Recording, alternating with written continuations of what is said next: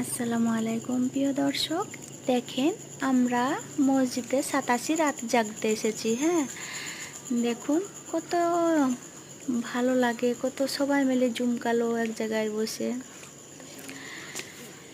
একটা একটা প্রবাস থেকে আমার ভাইকে তসবিহ তারপরে জায়নামাজ দিয়ে পাঠিয়েছে।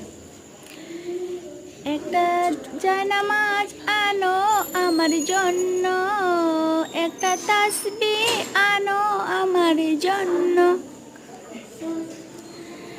একটা জায়নামাজ আনো আমার জন্য, একটা তাসবিহ আনো আমার জন্য। নামাজ পড়ব, রোজা রাখব, দুষ্টুমি করব সামান্য, একটা জায়নামাজ আনো আমার জন্য, একটা তাসবিহ